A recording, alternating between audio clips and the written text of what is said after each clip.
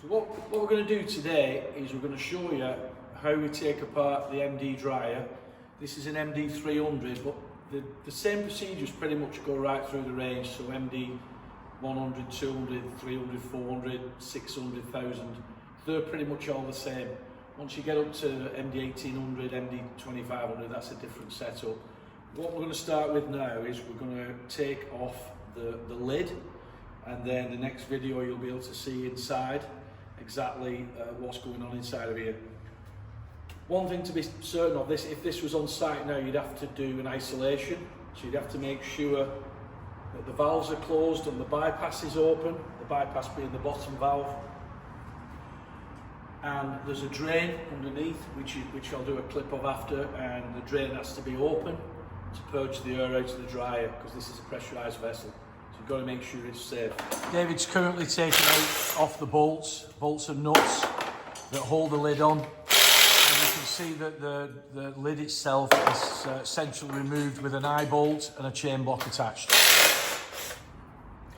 So normally the pipe work is supported in here and attached, so we can just remove these bolts only and then remove the lid.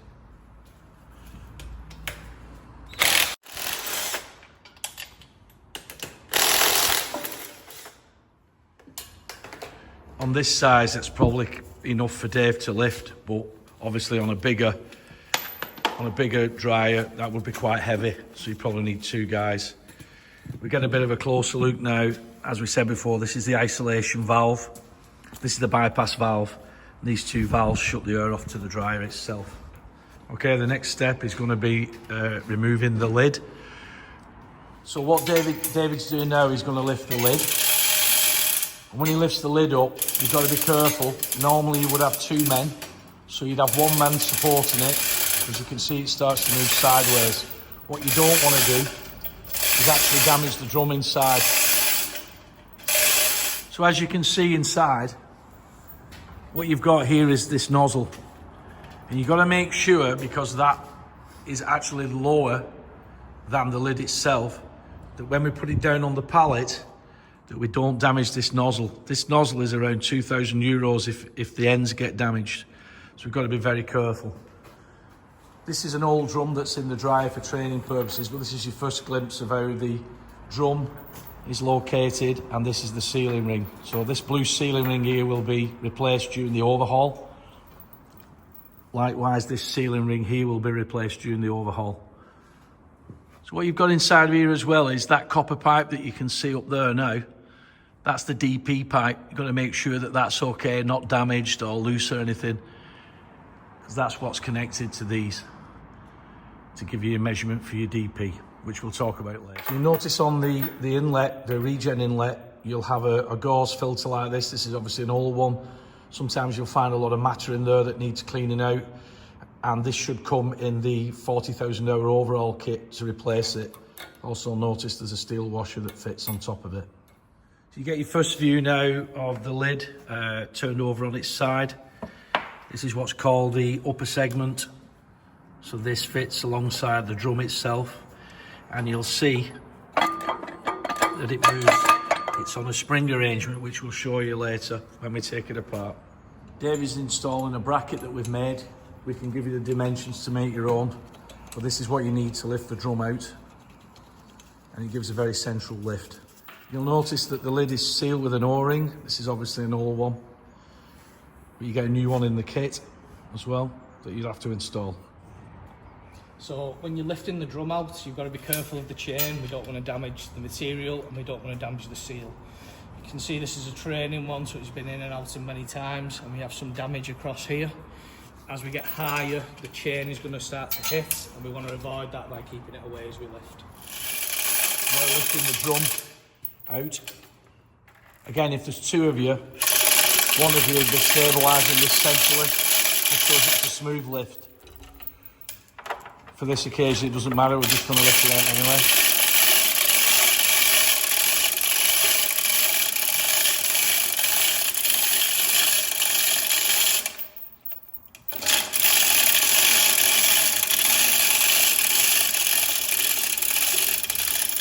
Just make sure you've got sufficient height in the room, as you can see now, It's quite a long way to the floor, probably getting on for 6 feet once you've got the drum out.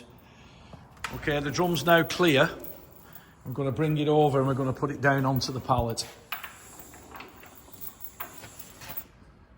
So on this bit we're going to take the ring off now, the O-ring.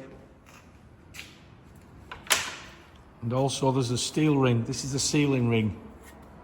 So you need to inspect this carefully to make sure it's straight and it's not got any damage. It shouldn't be damaged if it's just been inside.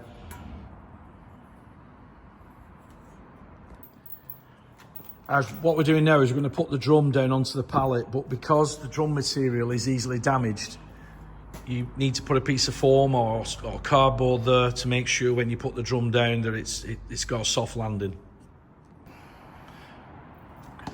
So the seal we're going to remove now. I'd recommend, if you've got the new one, you could just cut the old one so you don't damage the material, because it's very tight and you don't want to be touching the material as much as you can. And you've got to be very careful fitting the new one, and you may need a couple of people, especially on the bigger ones, to help fitting it.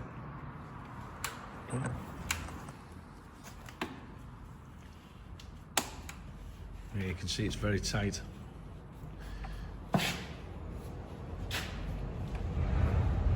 So David's just working that all the way around.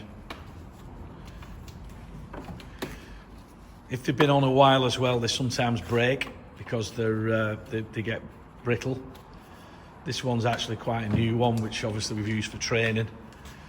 But you can see it's not an easy task. You've got to just take your time with it, work it all the way around.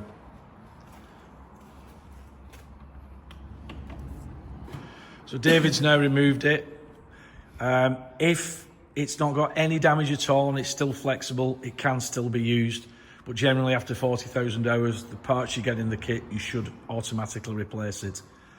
The same goes for the smaller. As David's just pointed out there, sometimes if you put the strip in warm water, that will help give it a bit of pliability to get it back on. So it's a pretty tight fit going back on. Once you've got it on like that, you just slide it back into position so it's snug up against the top sealing ring. And that's ready for when it goes back on. Okay, we're getting our first look now inside the drum. You can see this one's in very good condition. It's not got any rust. Generally you start to get rust build up here where the Regen cooler is. You can see the Regen cooler there exposed, it's nice and clean. Inside of there is the Demister pad. And then there's another seal right down at the bottom as well. So what we're going to go through now is just going to show you how this Demister gets wound out of its position and then put back in again. So what you do is you gradually pull this out, you feed it out all the way around.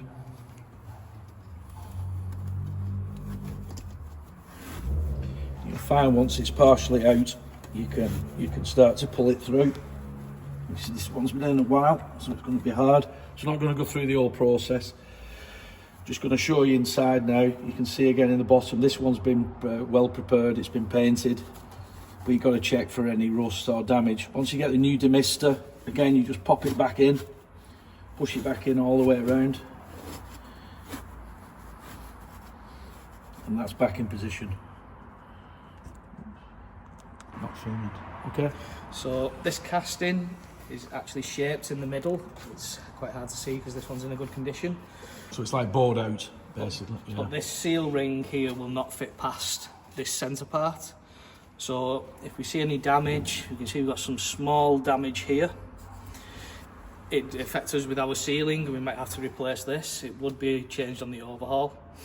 But to remove this, you need to remove the main casting from these bolts, lift this to gain access to that. Okay, and inside, if you're taking those screws out, we know that they're stainless steel screws, aren't they? Yep. We know they can get very tight, so you've got to try and avoid breaking them. So maybe some plus gas or similar liquid, put on the screws beforehand, and just be very careful that you don't break them off, because they'll be very difficult to get out. If you need this ring, it's a separate part. It doesn't come in the 40,000 hour kit. If you buy an OEM kit, you generally get this part. If you buy a non-OEM kit, that's normally an extra. It's not very often that it's worn to an extent where you have to replace it, but if you needed it, again, OEM, you get the complete kit. Non-OEM, you have to buy it extra. I'll say the next procedure is we're going to take out the cooler. So David's going to remove the cover first.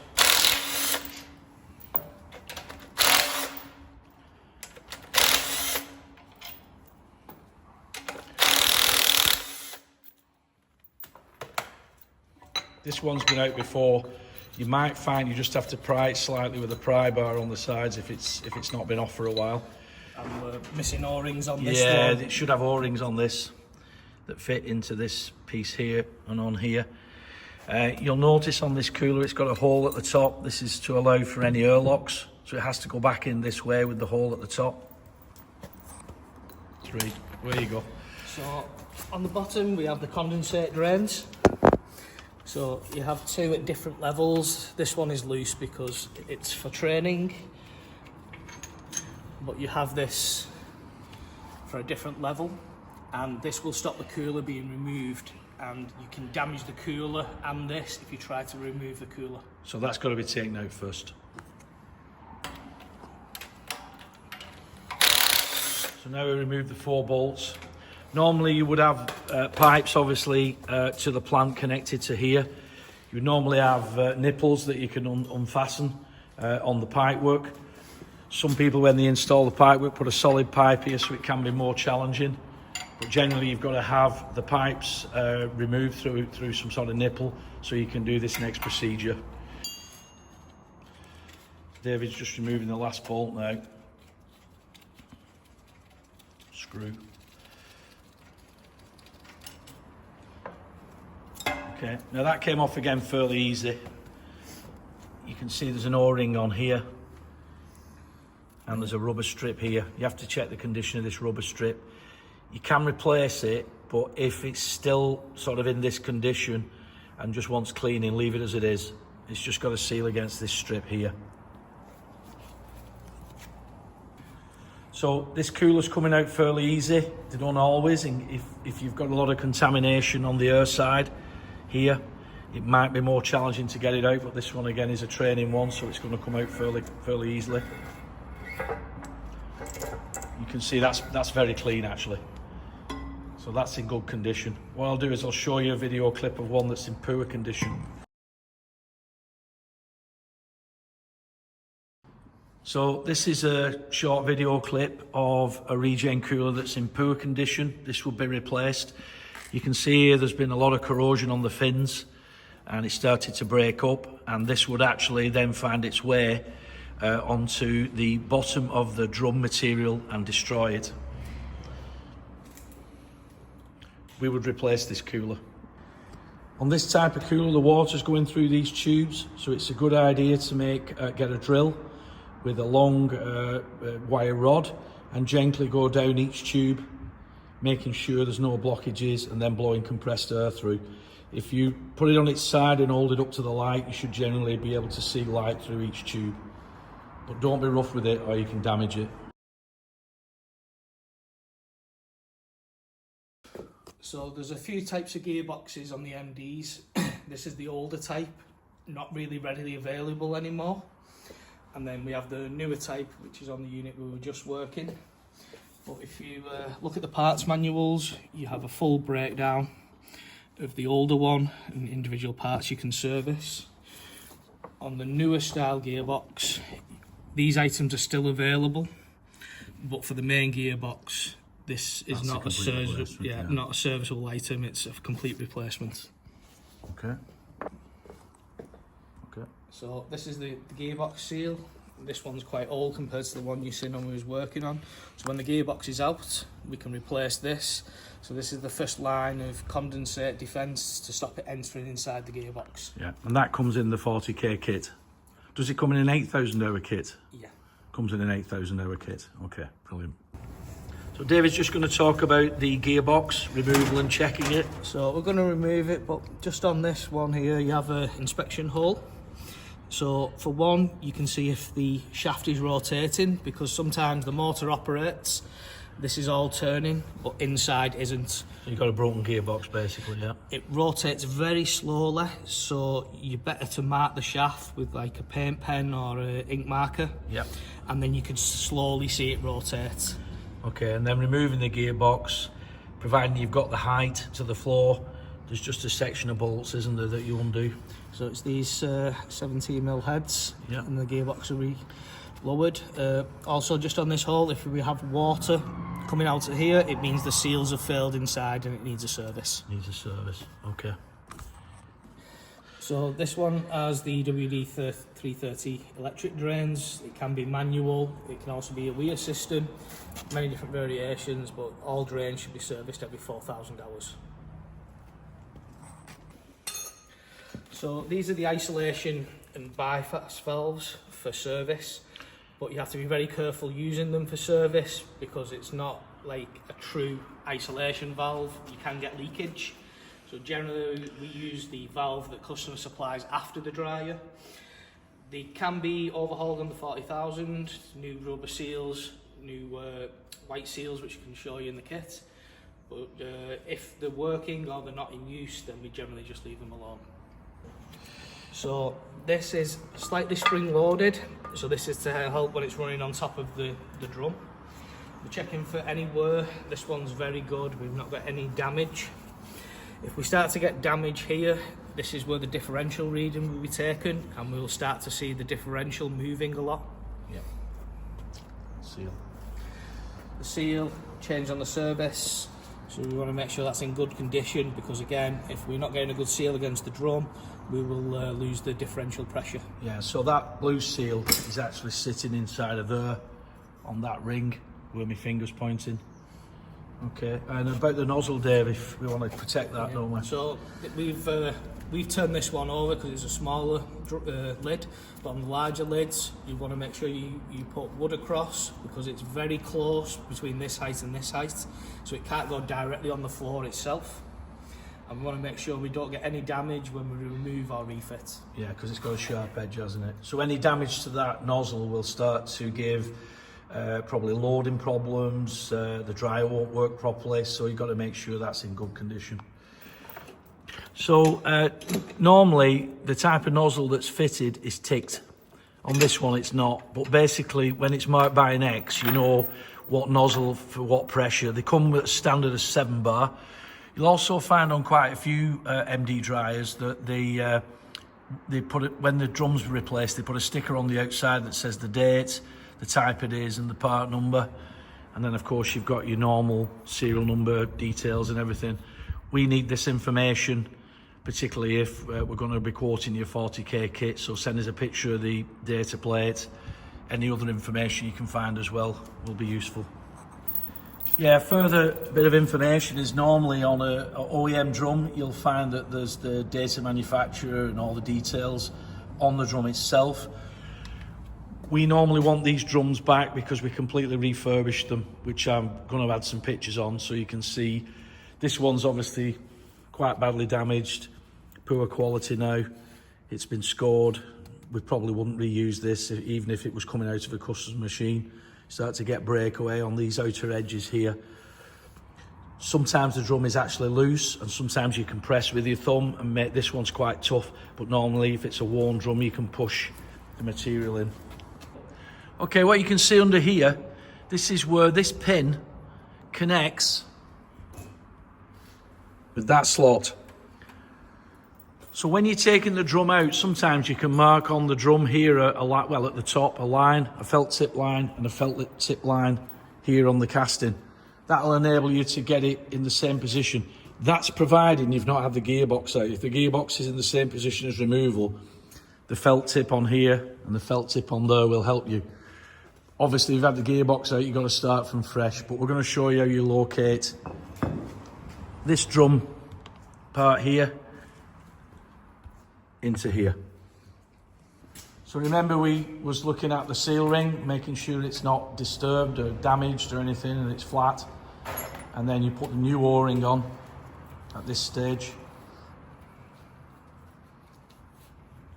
And then the next part of the procedure is we're going to put this drum back inside.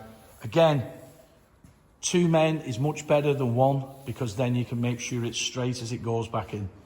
Okay, so David's lowering this back in now. Like I say, normally 1 more person steadying it as it goes down would be a good idea. But it's not going to go directly onto that drive. So what you're going to find is it's going to sit like it is now on top.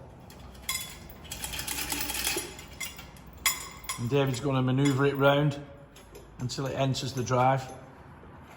Doesn't matter if we get a couple of tentacles. There you go. It's now gone down. And that's complete. It's down and seated correctly. So you can see the seal ring now is up against the metal ring, and that's perfect. If you don't happen to have the bracket, you can use very small eye bolts in these 2 holes. So you'd have 2 eye bolts and a small strap. But again, remember that when you lift the drum out, you're going to need quite a lot of height because it takes it up to about 6 foot once it's extended out of the drum.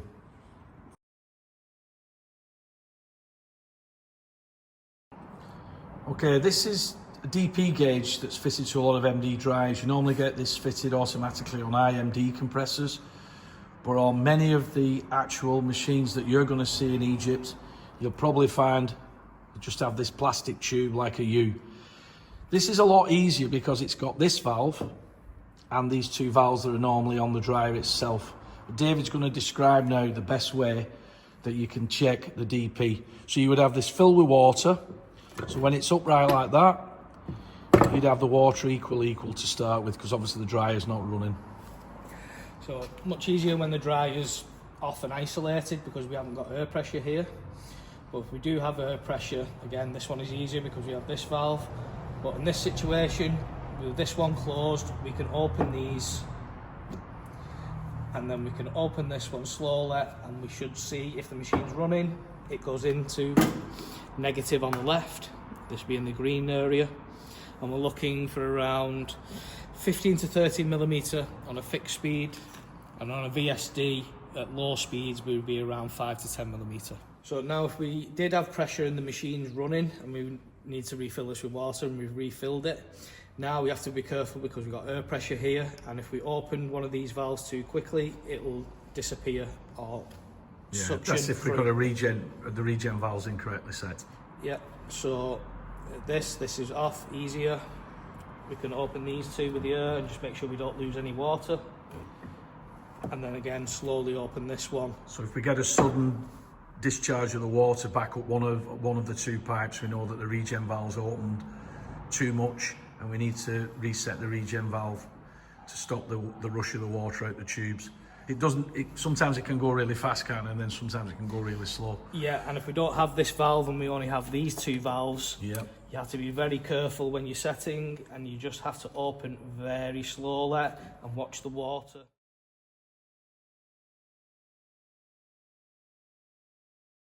The YouTube, and we don't have this valve, we only have these 2 valves. We have to open these slowly and make sure we don't lose any water. You will see the water to start to move as we open, and if we open one too much, the water may hold disappear and we'd have to start again. So we just want to be slowly opening these and making sure we have a nice balance and we don't lose any water. And if we get a sudden rise on this side and the water going down on this side, then it's a regen valve alteration, isn't it? Yeah, if we're not in the range when it is running, if we always lose the water, then we have to alter the regen valve. On the other hand, if we're 0-0 when this is all set correctly and we can't adjust with the regen valve, it means we've got a problem inside the dryer. Okay, this is the regen valve we was talking about.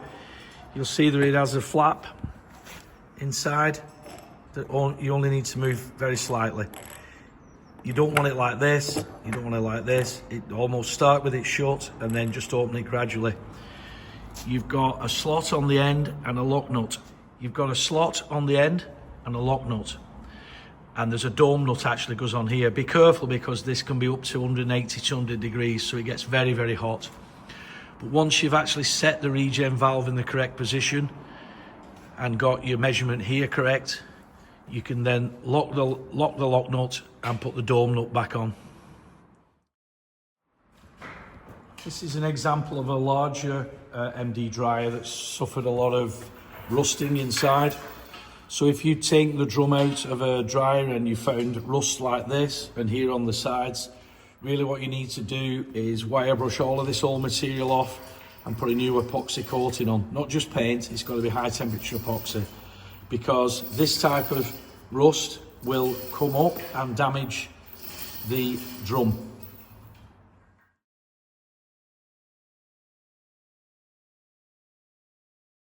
This is a good example of a Demister pad that's been in for quite some time.